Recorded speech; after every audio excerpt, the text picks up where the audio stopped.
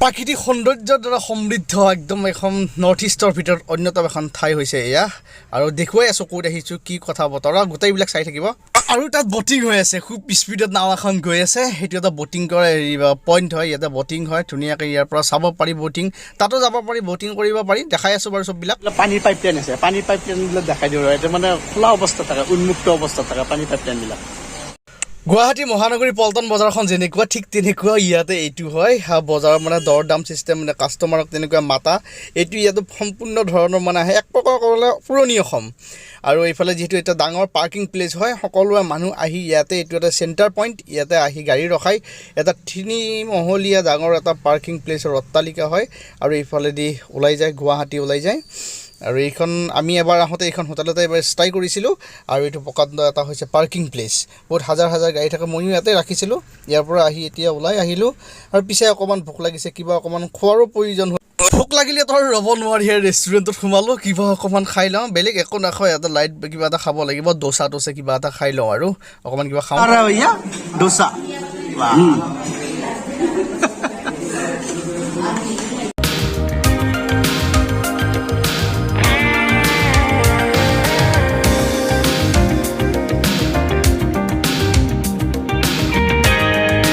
Hey guys, welcome back to my channel Rahul Dorang Vlogs. মেঘালয়লৈ বুলি মোৰ আজি 2024 বৰ্ষৰ দ্বিতীয়টো যাত্ৰা তো আহি আছোঁ মেঘালয়লৈ মেঘালয়ত কেইটামান চুককোণৰ সৌন্দৰ্য দেখুৱাবলৈ আহি আছোঁ বেলেগ এটা কাম এটাতো আহিছোঁ লগতে এইখন ব্ৰিজৰ কাম চলি আছে সুন্দৰকৈ কাম চলি আছে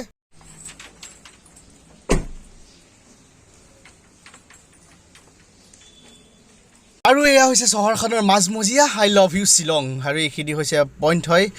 শ্বপাৰ্ছ পইণ্ট যেনেকুৱা বুলি কোৱা হয় গুৱাহাটীৰ বিভিন্ন শ্বপিং মলত যেনেকুৱা আৰু পল্টন বজাৰ সদৃশ্য হয় পল্টন বজাৰ ইয়াৰ লগত কোনো ধৰণৰ হেৰি নাই মানে পৃথক নাই একেই হয় কিন্তু অকণমান দামৰ ক্ষেত্ৰত বস্তুৰ ক্ষেত্ৰত অকণমান ইয়াৰ কিবা এটা তুলনা আছে কাৰণ ধৰ পল্টন বজাৰ কিছুমান যদি বস্তু আপুনি দৰ দাম কৰে যদি 200 টকা কয় হয়তো আপোনাৰ 50 টকাটো দিব পাৰে কিন্তু ইয়াত যদি 200 টকা কোনোবাটো বস্তু দাম কৰে তেতিয়াহ'লে সেইটোৰ পৰা খুব বেছিতে 20-30 টকাহে কমায় বাৰ্গাৰিঙৰ ক্ষেত্ৰত তাৰমানে অকণমান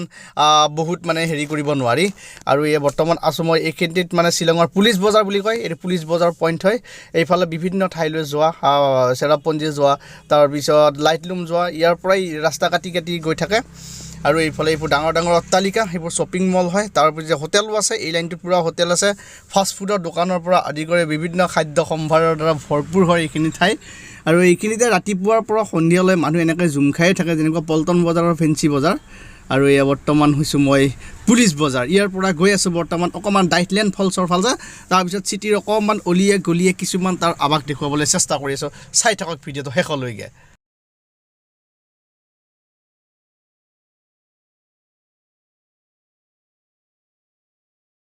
ঘৰবোৰ দেখিছেনে স্বাধীনতাৰ পিছত মানে 1950 চনত ইয়াৰ পৰা গুৱাহাটীলৈ শ্বিফ্ট হৈছিল দিছপুৰলৈকে আগতে এইখন শ্বিলংখনৰ পুৰণি অসম বুলিয়ে জনা হৈছিল সেইকাৰণে ইয়াৰ যিবোৰ মানে হাউচ ষ্ট্ৰাকচাৰ মানে ঘৰৰ যিবোৰ বনোৱাৰ যিবোৰ ধৰণ সেইবোৰ সম্পূৰ্ণ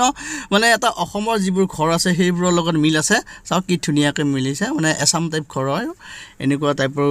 পিছে শ্বিলংখনত মানে হালধীয়া ক'লা যিবোৰ টেক্সি হয় সেইবোৰ 800 খুব ফেমাছ হয় ইয়াতে টেক্সিৰ কাৰণে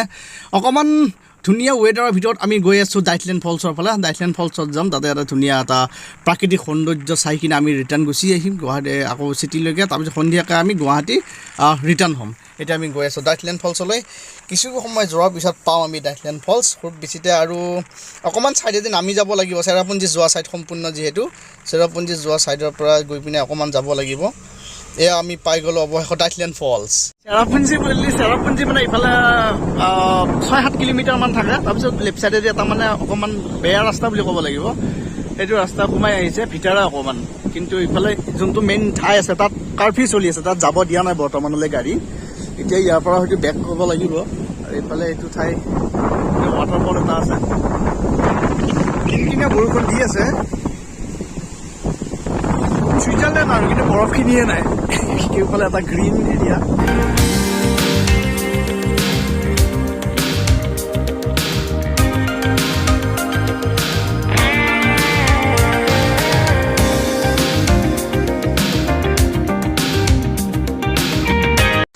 চিটিৰ মাজত এটা প্ৰকাণ্ড জাম হয় তাৰ পৰা উলটি আহোঁতে ডাইটেল ফলছৰ পৰা এতিয়া গওঁতে হয়তো সন্ধিয়া হ'ব তাৰ আগত পালে ভাল আছিলে কিন্তু এই চহৰখনৰ এটা আৰু এটা মানে ফেক্ট মানে জানিব লগা কথা এটা মই কৈ আছোঁ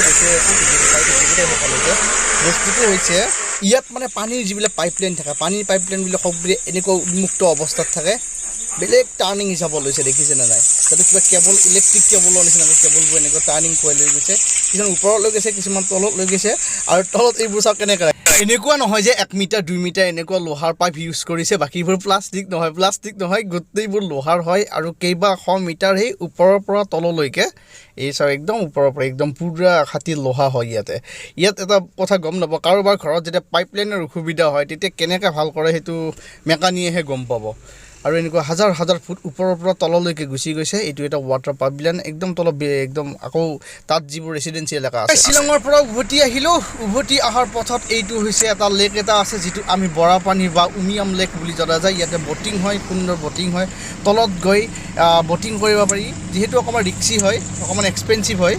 ইয়াৰ পাৱাৰ গ্ৰিডৰ ওপৰত যোনখন ব্ৰিজ আছে এই ব্ৰিজৰ এটা কাম এটা চলি আছে সেইকাৰণে অকণমান জাম হৈছে ওৱান ৱে কৰি দিছে যিহেতু ব্ৰিজখনৰ ৰাইট ছাইড কাম কৰি আছে দেখিছে আৰু সকলোৱে জানে যে জানুৱাৰী তাৰ ফাৰ্ষ্টৰ পৰা ডিচেম্বৰ লাষ্টৰ পৰা ইয়াতে মানে অকণমান এইটো কামটো আৰম্ভ কৰিছে মেঘালয় গভৰ্ণমেণ্টৰ পৰা আৰু এইফালে ৰাইট ছাইডে চাওক পানী ফুল হৈ আছে কেতিয়াবা নাথাকে আৰু এই লেফ্ট ছাইডে মোৰ চাওক লেফ্ট ছাইডে এইটো এটা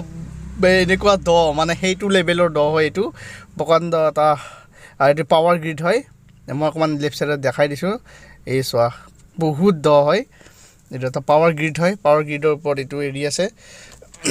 চ' বৰ্তমান পালোঁ আহি আমি ইয়াত আৰু এই হৈছে উমিয়াম বা বৰাপানী লেক হট এইখন জাহাজ চোৱা বা সৰু নাও মানে বটিং চালি পূৰা বট এখন পূৰা চলাই আছে তলত আৰু যিহেতু কুঁৱলী মানে এনেকুৱা নাই সেইকাৰণে অকণমান চাফ চিকুণ দেখা গৈছে এটা ধুনীয়া পৰিৱেশৰ সেইটো এটা দৃশ্য হয় সকলোৱে ইয়াতে আহি ফটো লয় ভিডিঅ' লয় তেনেকৈ মই যেনেকুৱা ধৰণৰ ভিডিঅ' কৰোঁ তেনেকৈ ইয়াতে আহি ঠিক তেনেকৈ ইয়াতলৈ কিন্তু এটা পাৰ্কিং চাৰ্জ লয় যিটো মানে 30 বা 40 ৰুপিজৰ ভিতৰত এইটো দি কিনে ইয়াতে অকণমান ফটো উঠিব পাৰি এইটো হৈছে সুন্দৰ এটা প্ৰাকৃতিক সৌন্দৰ্য